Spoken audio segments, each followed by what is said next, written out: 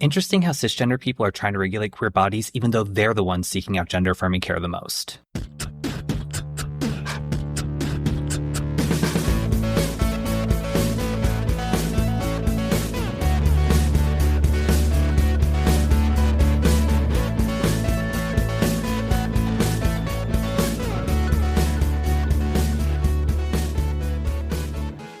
Hello, my LGBTQTs, and welcome back to another episode of A Jaded Gay. I'm Rob Lovelace, and today I am a non-jaded gay because my new book, Besties in Crime, is officially out in the world. And I swear that wasn't planned to have it be released the same day as my podcast episode, but what a happy surprise. Now, I can't remember if I plugged this before, but Besties in Crime is a queer crime caper published by 9 Star Press. Two down-on-their-luck best friends, one divorce, and a very drunken night ending in accidental arson and a crash course in the criminal world. It follows Jay and Gia, childhood best friends who drifted apart until the latter's messy divorce brings them back together. I know, a girl and her gay, a trope as old as time. But what's meant to be healing quickly spirals out of control when they drunkenly burn Gia's house down, with her soon-to-be ex inside. Oops. Fleeing the scene, Jay and Gia are confronted by mobsters claiming Gia's ex owes them money. And what follows is a runaway disaster of car chases, gunfights, burlesque shows, bank robberies, and a final showdown with the FBI. Think Will and Grace-inspired shenanigans meets Schitt's Creek-style dark humor, with the duo trying to outsmart the crooks one pop culture reference at a time.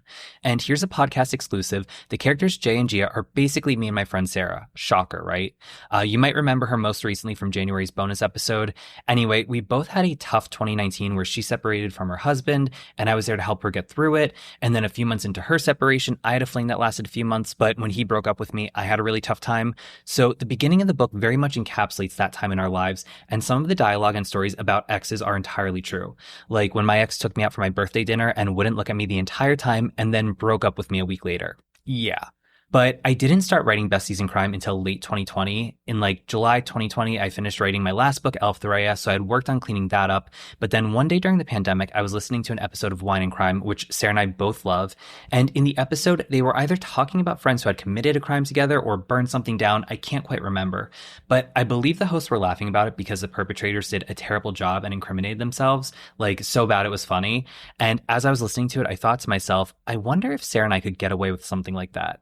And then the plot hit me. Me and Sarah burned down a house and get involved with criminals. So I called her immediately and told her, and as I was talking to her, I kind of fleshed it out it'll be about your divorce and we accidentally burn your house down and then somehow criminals come after us, but why? And I just kind of wrote it from there. So I'm very excited that's out in the world now. I've included the link to it in the show notes, so I'd appreciate it if you buy a copy and give it a read. Hope you all enjoy it. I think it'll give you a good laugh. And quick disclaimer, while the characters are based on me and Sarah, no exes were physically harmed in the making of this book. Emotionally, though, results may vary. Anyway, shifting gears entirely, today we are diving into a more controversial topic, and that's gender-affirming care. Now, this came under attack a lot last year by the Trump administration, who was claiming that the LGBTQ+ community was pushing transgender for everybody, even though there are plenty of cisgender people in his administration who receive more gender-affirming care than transgender people. But that goes to show that there's this misconception that gender-affirming care is synonymous with transitioning, which it's not. So I wanted to take a look at what it actually is from a factual standpoint, not opinion or political based. So we will be diving into it, but before we do, tarot time.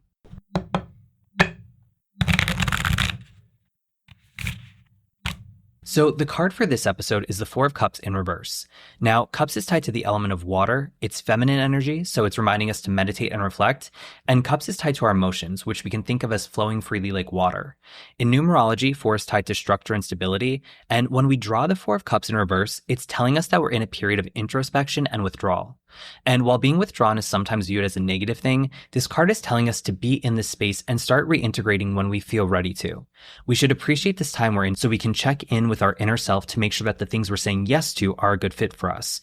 We may also feel uninspired, disillusioned, or disappointed with the world around us, and while it may be easier to hide from those things, we can't avoid them forever. While it's okay to withdraw from them temporarily, we need to remember that ignoring those things won't fix them. And we can't always wait for change because sometimes change comes from within. So with that in mind, let's kick it off with a vocabulary lesson. The World Health Organization defines gender-affirming care as healthcare that can include any single or combination of a number of social, psychological, behavioral, or medical interventions, including hormonal treatment or surgery, that are designed to support and affirm an individual's gender identity. Now, note how that is the definition for gender-affirming care and that it can include hormonal treatment or surgery. However, gender-affirming care does not equal surgery, and it's also not always synonymous with gender-affirming surgery. So let's break that down even further with some common examples of gender-affirming care. From a social standpoint, it can include changing appearance via hairstyles and clothing, using makeup, choosing a name or pronouns, and updating legal documents like IDs or birth certificates. Psychologically speaking, gender-affirming care can involve going to counseling or therapy to explore identity, cope with dysphoria, and navigating family and social challenges. And gender-affirming care at the medical level can include getting laser hair removal, receiving hormone therapy, whether that be estrogen or testosterone, taking puberty blockers, and undergoing surgery. And we'll get into some of those medical avenues in a bit. But as you can see, gender-affirming care is a spectrum and can range from simply wearing a piece of clothing to undergoing surgery. It's also individualized and does not equal one thing. So when you hear all these politicians condemning gender-affirming care, do you know what they're actually referencing? Do they actually know what they're referencing? Because gender-affirming care is not always treatment for transgender people. As you can see, some of those are pretty common things that most of us may have done at some point in our lives. In fact, Dr. Theo Schall, Assistant Professor of Health Policy and Management at the University of Massachusetts Amherst, notes that some common examples of gender-affirming care among cisgender people are hair plugs, taking testosterone for weightlifting, and even surgeries like jaw recontouring that help cisgender men feel more masculine. And with that in mind, I think you can think of some other everyday examples that are considered gender-affirming care, like a cisgender man treating his gynecomastia with breast reduction surgery, or a cisgender woman getting lip filler and a boob job, or getting rhinoplasty, or taking hormone replacement therapy for menopause, or wearing makeup, wigs, or hair extensions, or even using gender deodorant or body wash that smells a certain way. The thing with gender-affirming care is that it is about affirming whatever gender you identify with, whether that matches your biological gender or not. So if you're a cisgender man who takes creatine because you want to build more muscles and feel more masculine, that's gender-affirming care. If you're a cisgender woman who wants to contour her face with makeup, that's gender-affirming care. And if you're a transgender man who begins using he/him pronouns, that's gender-affirming care too. Again, it encompasses a spectrum of things, and despite what politicians may say, this isn't a new thing. Now, in the context of the examples we talked about, I think it's safe to say that gender-affirming care has been around forever. Think about it. Throughout history, we've seen shifting trends that reinforce what was considered feminine or masculine at the time, like women wearing corsets in the Renaissance era or men wearing heels and makeup in the 17th century. And plot twist, that was considered masculine and a status symbol at the time. But in the more literal sense of gender-affirming care, its earliest roots go back to the 1920s in Germany, when Magnus Hirschfeld, a physician and sexologist, and other doctors conducted formal studies and treatment of gender dysphoria. And according to the American Psychiatry Association, gender dysphoria is a psychiatric diagnosis that refers to the psychological distress that results from an incongruence between one's sex assigned at birth and one's gender identity. In other words, this occurs when people strongly believe that their gender does not match the sex they were assigned at birth. And by distress, they mean anxiety, depression, anger, or low self-esteem, feeling trapped in the wrong body, isolating socially, or having increased suicidal ideation. And a formal diagnosis requires this type of distress to last at least 6 months and impair daily functioning. But back to Hirschfeld. According to Harvard School of Public Health, he dedicated his life to understanding human sexuality and advocated for the rights of marginalized communities, including the LGBTQ+ population. And he and his colleagues were among the first to recognize that gender identity is separate from sexual orientation. According to Dr. Elena Mancini, Dora Richter was the first known trans woman to undergo male-to-female genital surgery under Hirschfeld's care. In 1922, she underwent a surgery that removed the testicles, and in 1931, she underwent a penectomy, followed by vaginoplasty months later. In May 1933, the Nazis raided Hirschfeld's institute and then began their persecution of transgender people. However, post-World War II, Hirschfeld's ideas inspired new generations of researchers, and in the United States, a new wave of medical professionals began exploring the unique needs of transgender individuals. For example, Dr. Elmer Belt was a Los Angeles-based urologist and is considered the first U.S. surgeon to perform gender-affirming surgeries in the 1950s, although he did so in secrecy. In 1966, Johns Hopkins Gender Clinic opened and provided comprehensive care for transgender people, including counseling, hormone therapy, and gender-affirming surgeries. The clinic also implemented the real-life test, which required patients to live in their preferred gender role for an extended period of time before being considered for gender-affirming surgery. However, in 1979, Janice Raymond, an out lesbian and trans-exclusionary radical feminist, or a TERF, published The Transsexual Empire, which argued against the existence of trans people. And soon after, Dr. Paul McHugh, the recently appointed director of psychiatry at Johns Hopkins, decided to close the gender clinic. Then in the early 1980s, the Reagan administration determined that gender-affirming care was experimental and therefore not covered by federal insurance programs such as Medicaid and Medicare. And this created a catch-22 since gender-affirming medical care could not be covered by insurance since it was considered experimental, despite the first research being conducted approximately 60 years prior.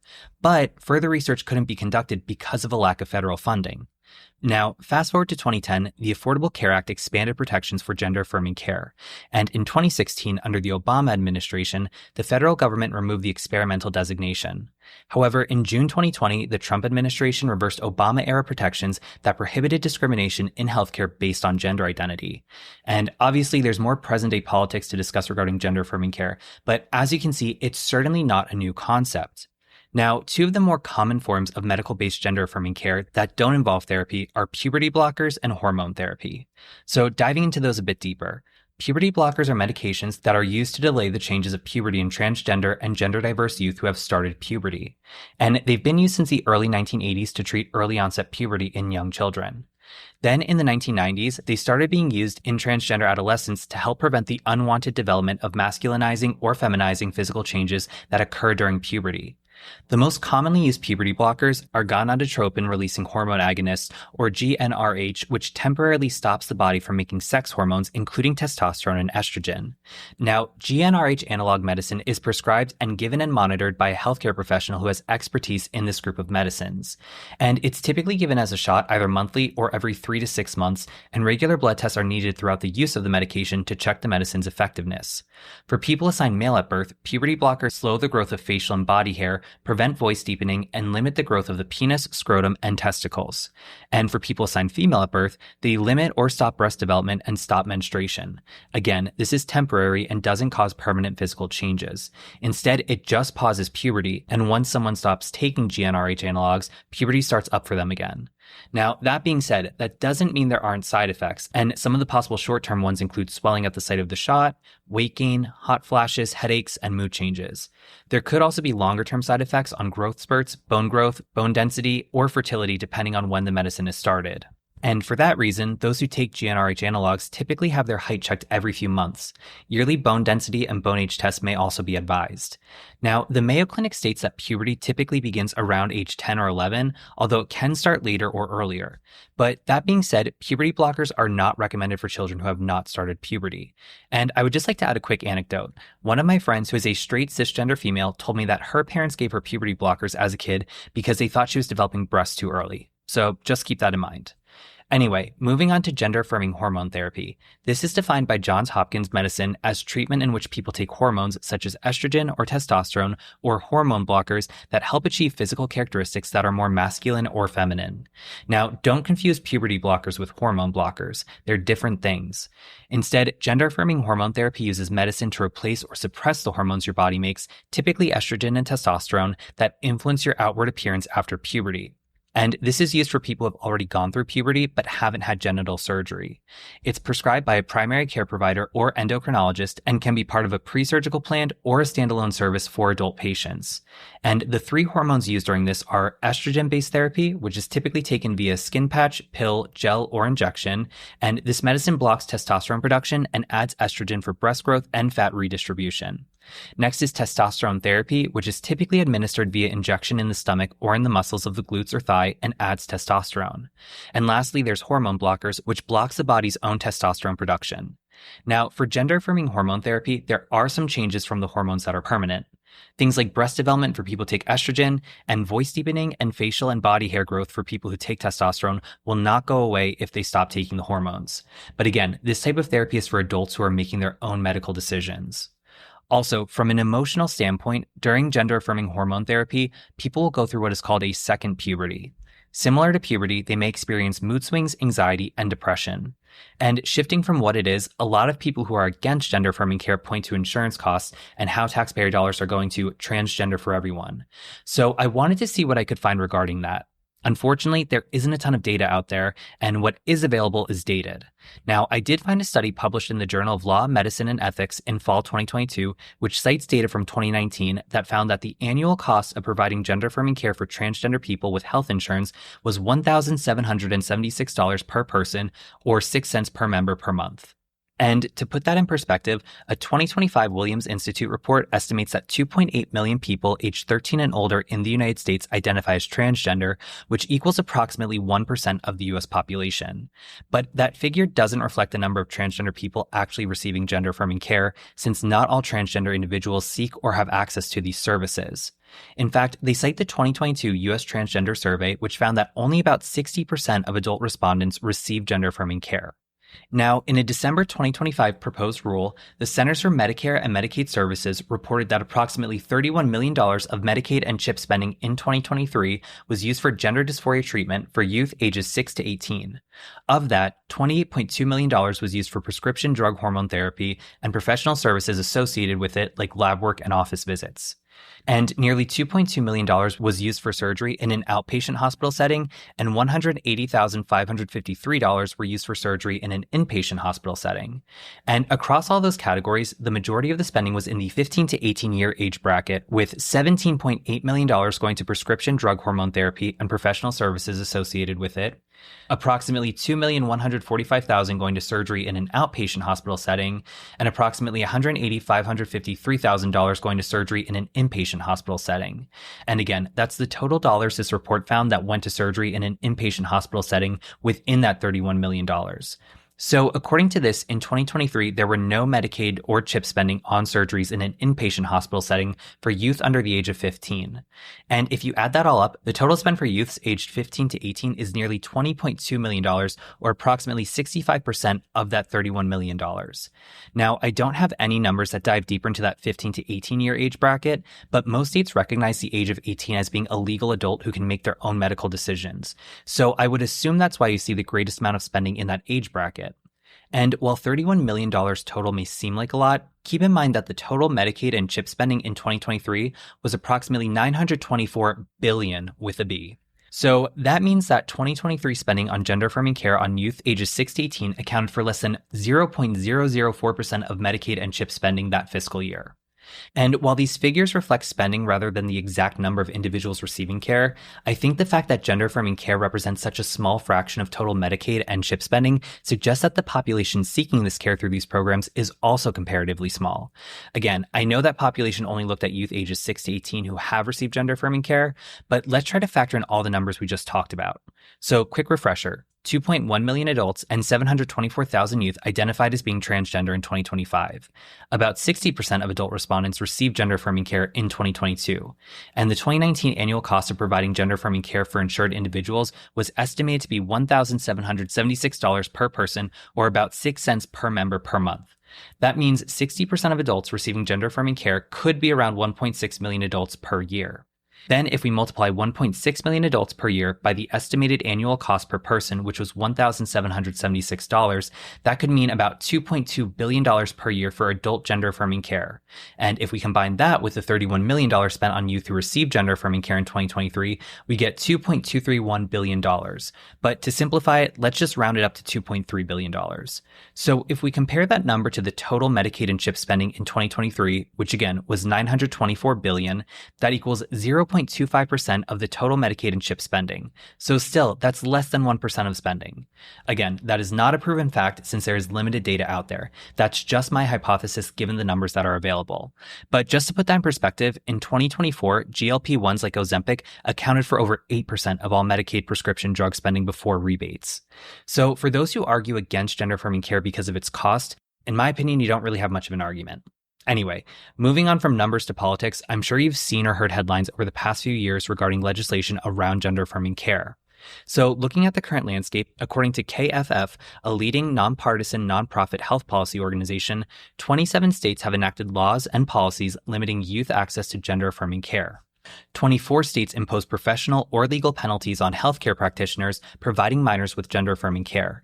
And 50% of trans youth ages 13 to 17 live in a state that has enacted a law or policy limiting access to gender-affirming care. And these are all relatively new laws, with the first being passed by Arkansas, shocker, in 2021.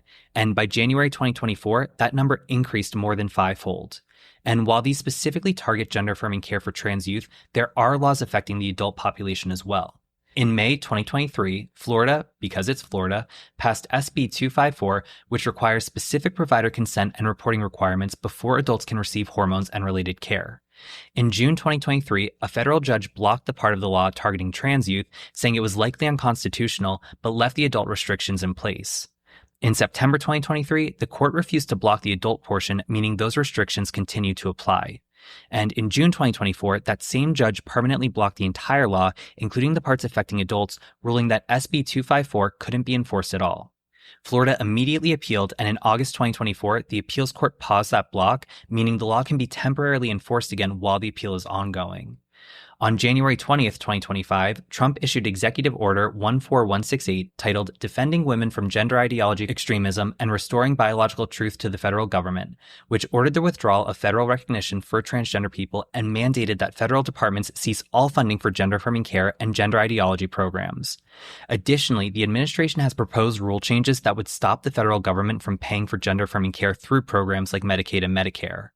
On February 27, 2025, Iowa Senate File 418 was enacted, which took effect on July 1st, and it removed gender identity as a protected class from the Iowa Civil Rights Act, which has broad implications for adults in employment, housing, public accommodations, healthcare discrimination, and more. It also enabled the state to ban Medicaid coverage for hormone therapy and gender-affirming surgery, which then formally occurred as part of the state budget implementation on July 1st. On March 28, 2025, Kentucky's legislature overrode Governor Beshear's veto of HB 495, which bans the use of Medicaid funds for gender-affirming care for transgender adults as part of its provision. This law also re-legalized conversion therapy and bans publicly funded gender-affirming care for certain populations, like incarcerated people. And as of recording this, the following 11 states ban gender-affirming care coverage via Medicaid funding: Arizona, Florida, Idaho, Iowa, Kentucky, Missouri, Nebraska, Ohio, South Carolina, Tennessee, and Texas. And to round out this episode, I just wanted to highlight some MAGA fanatics who have appeared to receive gender-affirming care themselves. Now, just as a disclaimer, these examples come from an article in Pride and are all alleged, since none of these individuals have publicly confirmed this as fact. But kicking it off, we have Matt Gaetz, who's rumored to use Botox and other injectables. Lara Trump may have had Botox, fillers, a nose job, and a facelift. Kimberly Guilfoyle is said to have lip and cheek fillers along with other enhancements. Elon Musk is speculated to have had a hair transplant, neck lift, fillers, and Botox. Laura Loomer's look has been described as heavily altered, particularly with cheek enhancements. George Santos' facial features suggest he may have used fillers or Botox to plump his cheeks and lips. And Ron DeSantis is often questioned about wearing lifts in his shoes or boots. So there you have it, an overview of the spectrum of gender-affirming care. And again, not telling you what your opinion should be on the matter, but I think it's important we educate ourselves on what it is, since it's clearly being generalized as transgender for everyone, which isn't the case. And connecting it back to the tarot, the Four of Cups in reverse, again, this card is telling us that we're in a period of introspection and withdrawal. And while being withdrawn sometimes carries a negative connotation, it doesn't have to be. This card is full of reflective and meditative energy, so withdrawing can allow us to better connect to ourselves to achieve stability. It's inviting us to step back from the noise, question what we've passively accepted, and consciously decide how we want to re-engage. And as it relates to gender-affirming care, politically speaking, things are very tumultuous. There are a lot of opinions and a lot of incorrect statements being made and accepted as fact. And it's very easy to feel uninspired, disillusioned, and disappointed with the world around us. God knows I am. But while it may be easy to hide from those things, it won't help fix the situation because we can't avoid things forever. Instead, we need to check in with our inner selves to understand what we need to confront the situation we're withdrawing from. And in the case of this episode, maybe it's taking the time to understand what gender-affirming care is and isn't, so we can better educate ourselves and develop a more informed opinion. Again, not telling you what to believe or support, but let's confront any bias we may have and understand the facts so we're not just making noise. And that extends beyond today's conversation to just life in general. Regardless of our identity, in the face of these politically divisive times, I think it's important that we confront things by living authentically and saying, yes, I am. Remember, change comes from within, so we can be the change we so desperately need to see in the world right now. Anyway, thank you all for listening. I hope you found this informative. You know the drill. If you have any questions or feedback, you can reach out to me, rob@ajadagate.com. Also, let's keep the conversation going. Head on over to our official Discord channel, the LGBTQs Lounge, to chat with me and other listeners. And if you're enjoying the show, please remember to rate, review, and subscribe. 5 stars only. I greatly appreciate it. For more information on this topic, episode resources, blog posts, links to merchandise, socials, all that fun stuff, you can visit the website, ajadagate.com. You can connect with the podcast on Instagram, TikTok, SoundCloud, and YouTube at @ajadedgay. You can follow me personally, Rob Loveless, on Instagram @Rob_Loveless. Also, if you're feeling generous, consider supporting the podcast on Patreon for as little as $1 a month. That gets you instant access to episodes ad-free a day early, plus exclusive monthly bonus content. Or if you just want to access the monthly bonus episodes, you can purchase them for $3 each. And if you're scared of commitment, don't worry, I get it. You can make a one-time donation on Buy Me a Coffee for any dollar amount, and both the Patreon and Buy Me a Coffee are @ajadedgay. And remember, every day is all we have, so you gotta make your own happiness. Bye!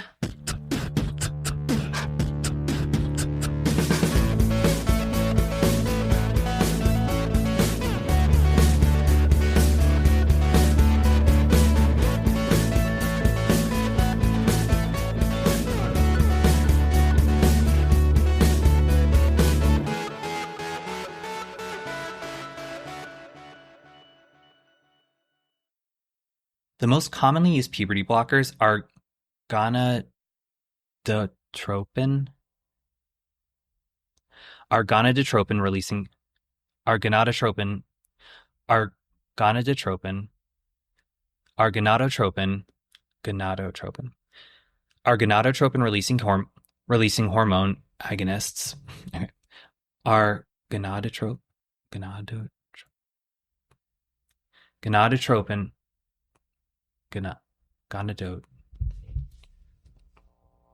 Gonadotropin. Gonadotropin. Gonadotropin. Gonadotropin. Are gonadotropin releasing hormone agonists